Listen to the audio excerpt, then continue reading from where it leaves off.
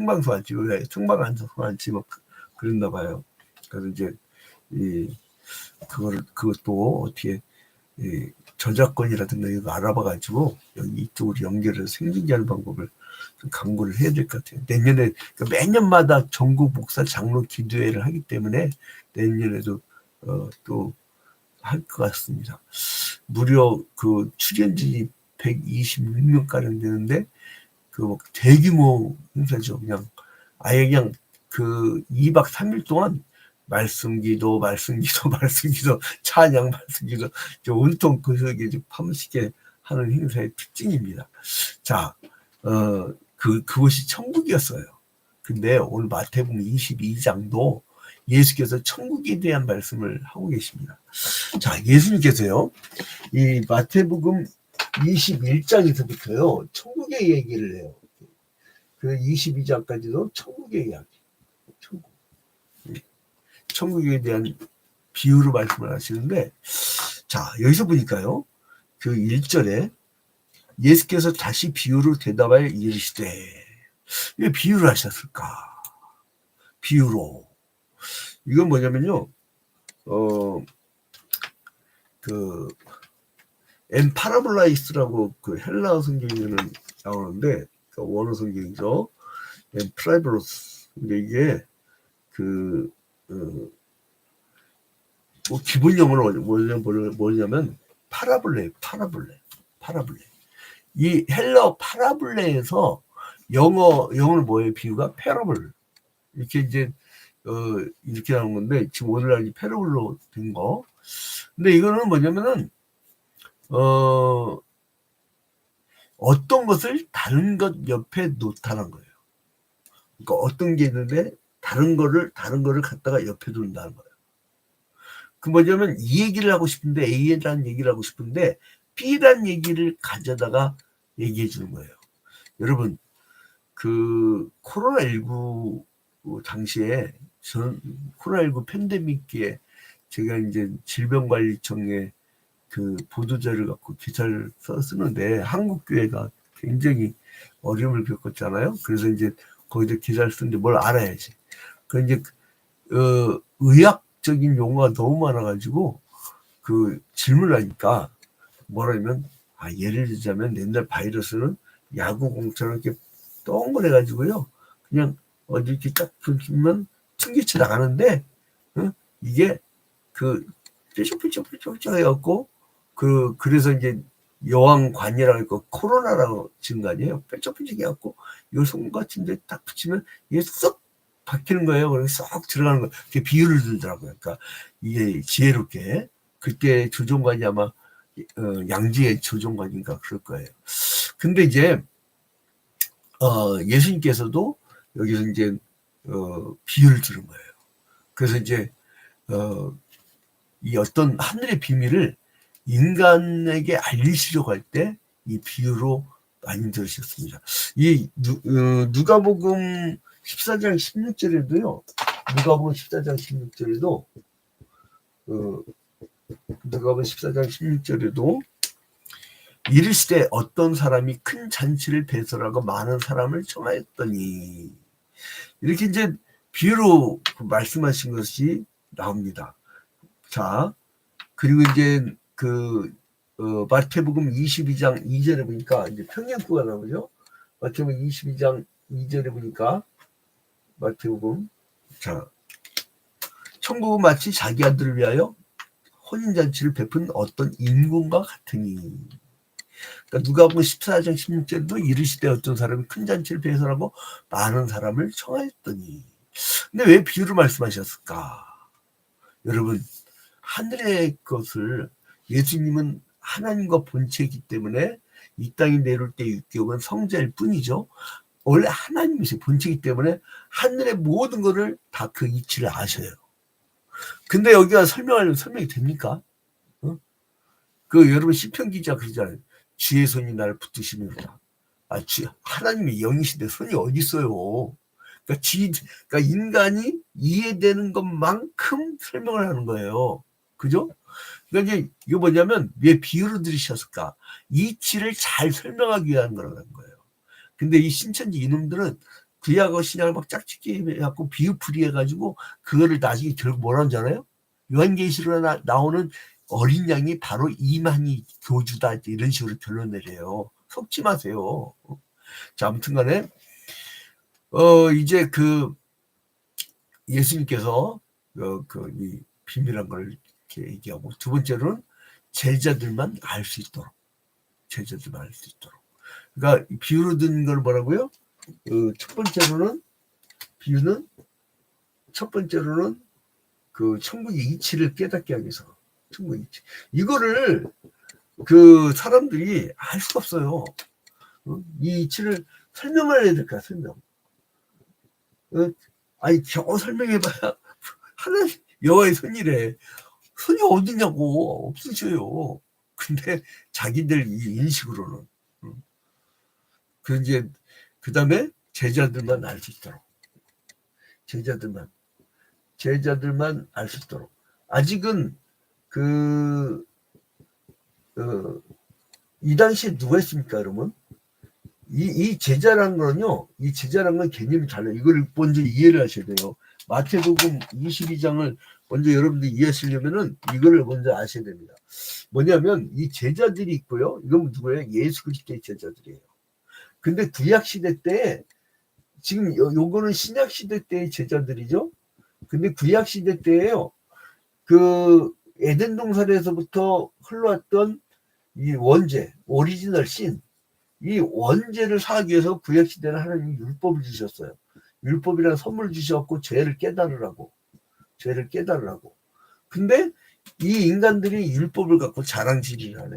그래서 신약 시대에 예수께서 율법의 완성이 돼서 직접 십자가 달려 죽으심으로 말미암아 우리의 힘으로 구원받은 게 아니라 이제 그 메시아의 힘으로.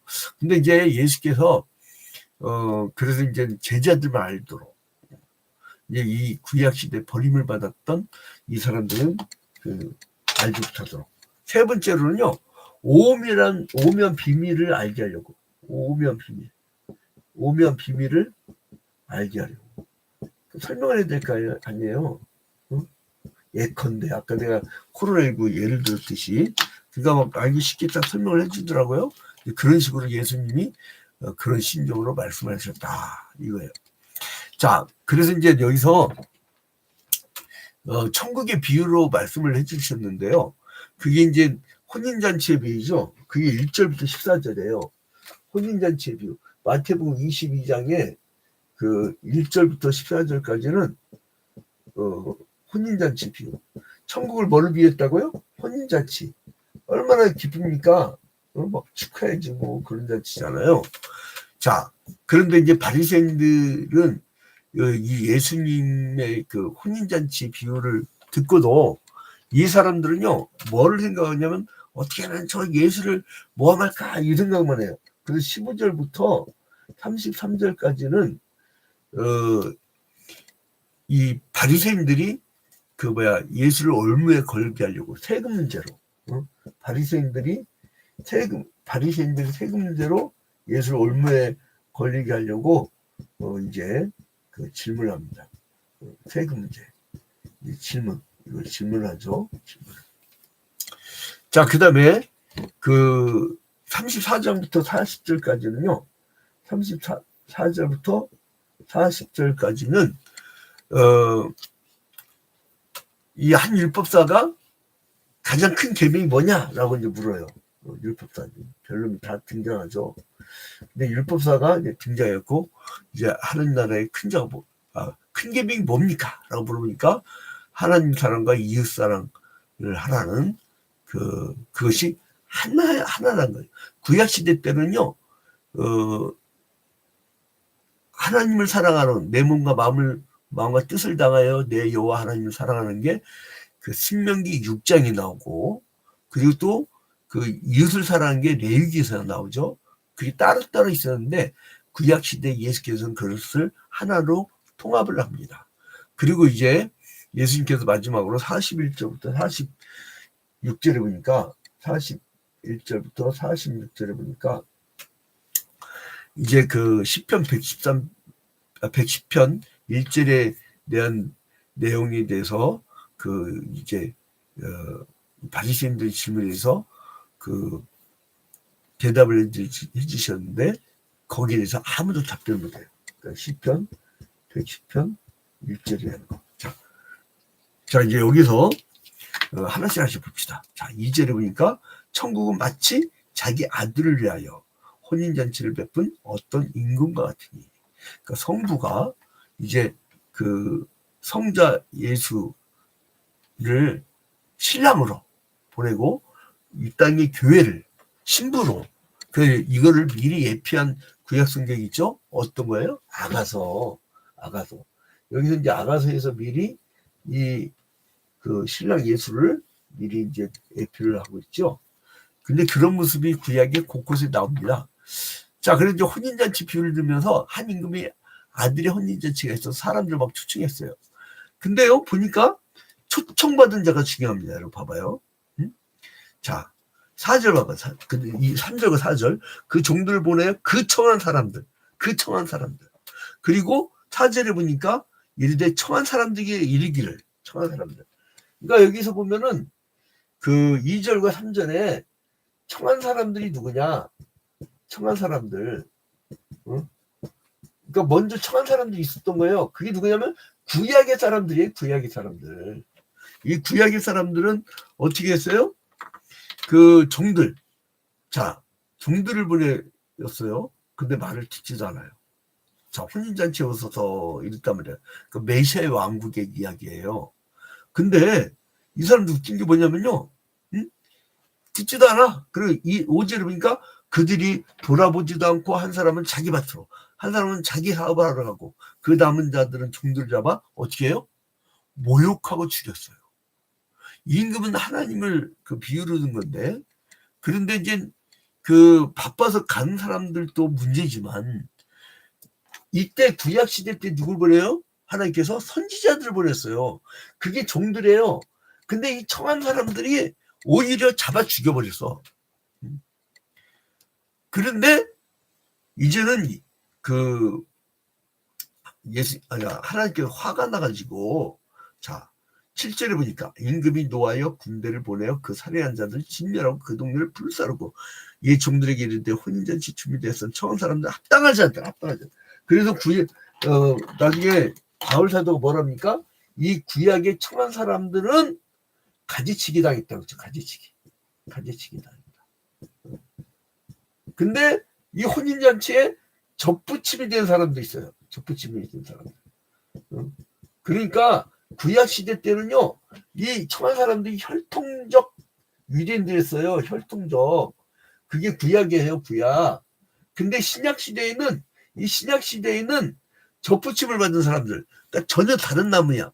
근데 그게 붙었단 말이에요. 그게 이방인들이에요. 그리고 이제 이 못된 사람들을 임금이 군대를 보내가지고 그 마을 사람들을 다 막 진멸해버리죠. 이건 뭐냐면 하나님께서 유대인들을 구약시대에 선택하셔서 구원잔치에 초청했지만 응하지 않고 오히려 선지자들을 죽이니까 그 하나님께서 그들을 응징해버리는 거예요. 그래서 완전히 나라가 쫄딱 망해버리잖아요. 자, 그리고 어떻게 했냐? 9절 봐봐요. 9절. 내 거리 길에 가서 사람을 만나는 대로 아무나 9절 아무나 청한 사람들은 안 와버렸어. 그러니까 아무나 신약 시대는 그래서 구원받는 조건이 어떤 율법적이고 혈통적인 것이 다 해제가 돼버렸습니다. 자, 그래서 이제 10절에 보니까 종들이 길에 나가 잘 보세요. 악한 자나 선한 자나 죄인이나 율법을 지켰다고 하는 깨끗한 자나 다, 그러니까 교회는 어떤 곳이에요? 모든 죄인들이 다 모인 곳이에요. 그러다 보니까 시끄러워. 교회는 시끄러워야 그게 생명력이 있어요. 그렇다고 맨날 싸우는 게 아니에요. 시끄럽다는 거 뭐냐면요, 북적북적되게 다른 이견을 가졌지만 서로 합치를 해가지고 막 일을 해나가는 거예요. 죽은 교회가 산교회가 있어요. 산교회는요, 새신자가 오잖아요. 교인들이 다 바빠. 그 사람 막 뭘 해주려고. 근데 죽은 교회는 뭐냐면 새신자가 와봐야 관심도 안 둬. 인사도 않고. 저거 뭐 하는 겁니까? 제가 의정부에 우리 선배교회를 갔는데, 야, 그게 권사님 두 분이 평일날 있었어요. 근데 그분들이 저를 맞이하는 거 보고 제가 뭐라 하면, 나 이 교회 다니고 싶어요. 그랬어요. 목사님 반갑습니다. 또 오세요. 어쩌고 그러는데, 야, 이거 뭐 간을 뺐다가 넣었다가, 저기 뭐야, 이 동화치기 나오잖아요. 이 토끼간을, 간 빼놓고 왔다고 다시 올라간다니까 용왕이 허락하고 다시 올라가고 살았잖아요. 근데 아무튼 이제 계획처럼 간을 뺐다가 넣었다가 그 정도는 돼야 돼요. 그래 이제 그리고 나서 어떻게 보면 이방인을 추천해. 이방인을 막 추천해요. 추천한 자들이 추천에 응하지 않으니까 임금은 길거리에 있는 사람들을 추천해요. 이건 뭐냐면 유대인들이 천국 초대에 응하지 않았다는 거예요. 메시아의 나라에 오지 않았다는 거예요. 메시아와 완전히 다른 길을 갑니다. 그러니까 자기 죄를 인정하는 죄인이나 그리고 율법을 잘 지켰던 의인이나 다 만나는 대로 다 데려와라. 다 데려와라. 그러나 조건이 있어요. 예복이 있어요. 예복. 근데 예복이 뭐냐? 하나님 앞에 나올 때 갖춰야 될 그 형식과 내용이 있단 말이에요. 근데 이 예복을 안 입고 있는 사람인데 11절을 봐봐요. 예복을 입지 않은 한 사람을 보고 이 예복은 뭐냐면 세상에 멋있게 입고 다니는 걸 얘기하는 게 아니에요. 천국의 조건에 맞아야 돼요. 하나님 뜻에 맞아야 돼요. 그리고 그 마태복음 10장에 보니까 자기를 의뢰한 자는 하나님보다 자기를 의지하는 자는 합당치 않다고 그래요. 마태복음 10장 38절에 도대체 이 말이 뭐냐면 마태복음 10장 38절을 보면 돼요. 마태복음 10장 38절을 보면은 이 사람들이 하나님 중심이 아니라 자기 중심이야. 자기 중심이야. 이러면 하나님이 하는 나라에 사람이 될 수가 없다 이거예요. 근데 이제 봐봐요. 천국 복음을 적었는데 이 버림을 받았던 구약의 사두개파, 바리새파 이런 사람들 어떤 지단을 봐봐요. 15절. 이에 바리새인들이 가서 어떻게 하면 예수를 말의 올무에 걸리게 할까 상의하고 어떻게 하면 올무에 걸까 이거예요. 아니 천국 복음을 들었으면 빨리 회개하고 돌이켜서 그 복음을 받아들이면 되잖아요. 근데 어떻게 하면 올무에 걸리게 할까 하고 이렇게 부른 거예요. 그러면서 어떻게 돼요? 16절에 자기 제자들 헤롯 장원들과 함께 예수께 보내어 말하되 선생님이여 우리가 아노니 당신은 참되시고 진리로 하나님의 도를 가르치시며 아무도 꺼리는 일이 없으시니 이는 사람을 외모로 보지 아니하심이니이다. 자, 바리새인들하고 또 헤롯 장원이 가죠. 그래서 뭐냐면 예물을 보지 않죠. 이렇게 하면서 뭐라냐면 17절에 딱 얼물 걸어요. 그러면 당신의 생각이나 어떠한지 우리에게 이르소서 가이사에게 세금을 바치는 것이 옳으니까 옳지 아니하니까 이렇게 질문해요. 그러니까 천국 복음의 진리를 딱 들으니까 자기들이 구약 시대에 거짓된 자라는 것이 드러나잖아요. 그러니까 어떻게 보면 예수를 올물로 넘기려고 했는데 그게 뭐냐면 세금 문제예요. 이때는 언제예요? 로마 제국주의의 식민지였단 말이에요. 로마 제국주의 식민지. 그러니까 이제 로마 제국주의 식민지였을 때 만일 세금을 가이사에게 내야 된다면 어떻게 돼요? 반유대주의자가 돼. 반유대주의자. 그 유대주의는 얼마나 종교적 폐쇄주의입니까? 또 내지 말아야 된다고 하면 어떻게 됩니까? 반로마주의자로 몰아가려고 했던 거예요. 근데 예수님이 얼마나 지혜롭습니까? 거기에 걸려 넘어가겠어요? 그러니까 뭐냐면 예수님께서 21절에 이르되 가이사의 것입니다. 이르시되 그런즉 가이사의 것은 가이사에게 하나님의 것은 하나님에게 바치라 하고 딱 빠져나가 가버려요. 여러분 이 정도 지혜가 있어야 돼요. 그러니까 이때 이제 15절부터는 이 바리새인들이 등장을 하는데요. 15절은 바리새인들이 등장하는데 여기에 또 23절부터는 누가 등장하냐면은 사두개파가 등장해요. 사두개파. 근데 인간들은 되게 웃기는 사람들이에요. 이 사주개파들은요, 천국도 안 믿고요. 그리고 이제 천사도 안 믿고요. 영적 존재를 믿지를 않아요. 그냥 제사를 하나의 국가 종교 행사로 여깁니다. 그러니까 뭐예요? 부활도 믿지 않아요. 근데 이 사람들은 뭐냐면 질문을 해요. 아, 한 여자가요, 그 여러 남자와 결혼했을 때, 그러니까 그 구약 시대에 아브라함 때는 계대 결혼이 있었어요. 계대 결혼. 그 셋의 후손, 셈의 후손, 그리고 다윗의 후손으로 예수가 온다고 하는 그 혈통이 된 약속이 있었기 때문에 계대 결혼이 잠시 허용이 되었었어요. 그러니까 그 형이 죽으면 형수를 그 동생이 이어받았어요. 그래가지고 그 얘기를 하는데, 한 여자가 여러 남자 결혼했을 때 부활하는 후에는 어떻게 되겠습니까? 근데 사기파는 부활을 믿어야 합니다. 안 믿는 놈들이에요. 이 바리새인은요, 천사도 믿고 천국도 믿고 부활도 믿고 그러는데, 사두개파는요, 천사도 안 믿고 천국도 안 믿고 부활도 안 믿는 사람들이에요. 근데 부활 때 어떻게 되겠냐고 질문을 해요. 얼마나 이 놈들은요, 자기들 그 율법주의라는 게 뭐냐면 자기 논리야, 자기 논리. 그래서 우리가 왜 성경책을 중심으로 하냐면 복음을 객관화시키는 거예요. 딴소리 하지 않게. 그래서 저는 딱 두 개는 철저히 준수합니다. 하나는 교단 헌법, 두 번째는 성경. 여기에는 전혀 그 탈비어지고, 왜냐면 이거는 전 세계 교회의 그 보편적인 합의 사항이니까 그거를 지켜줘야 돼요. 그래서 이제 그걸 또 철저히 교육받은 사람들이 지교회에 파송이 된 게 그 목회자들이에요. 그래서 철저히 교육을 받아야 돼요. 어리바리 해갖고 이 대충 연구해갖고 천장에 나가면요, 완전히 변칙입니다. 나 충격받았네. 어디 저기 뭐야 6개월 만에 그 목사 선생님 이상한 그 전모 목사의 중심으로 된 그 신학교 그쪽 그 관계자를 만나게 되요. 아, 이렇게 난리를 만들어도 됩니까? 라고 물어보니까 뭐라냐면요, 현장에 가보라고. 신학이 어디 있냐고. 사람만 많이 모으고 사람들 은혜 맡기치면 되는 거라고. 위로해주고.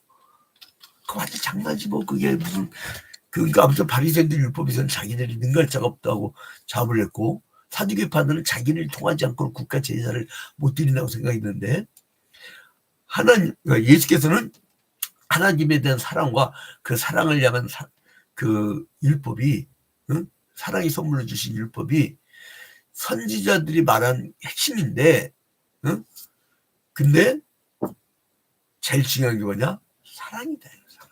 결국은 사랑을 얘기하면서 결론 맺겠습니다. 자, 이제 결론 맺겠습니다. 천국은 구약의 모든 말씀이 메시아를 증거하고 있는데, 그 구약의 히브리어로 메시아가 바로 신약 헬라어로 크리스투스인데, 그리스도 안에서 하나님 부르심을 받은 자들, 그들과 함께 천국 잔치를 한다는 거예요.